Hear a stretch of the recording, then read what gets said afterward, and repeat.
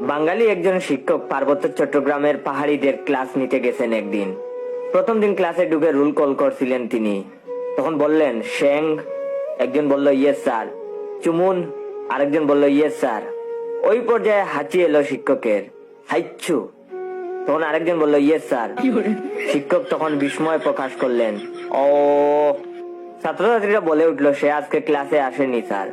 শিক্ষক কনফিউজ হয়ে বললেন স্লাহ।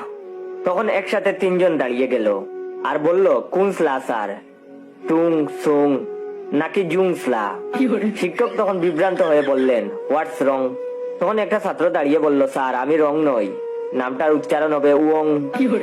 বিপর্যস্ত শিক্ষক হেসে উঠলেন, ও। তখন আরেকজন দাঁড়িয়ে বলল ইয়েস স্যার।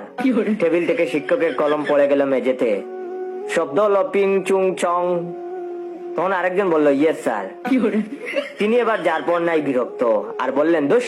তখন আরেকজন বলল ইয়েস স্যার। স্যার যখন ক্ষুব্ধ হয়ে উঠে চলে যাচ্ছেন, তখন একদল ছাত্রছাত্রী উঠে দাঁড়ালো আর বলল স্যার আমাদের নাম তো ডাকা হয়নি। ব্লাড প্রেশারের চাপে ঘুরে পড়ে যাওয়ার আগেই শিক্ষকের মুখ দিয়ে বেরিয়ে এলো হক। তখন আরেকজন বলল ইয়েস স্যার। আপনার শরীর খারাপ লাগছে স্যার?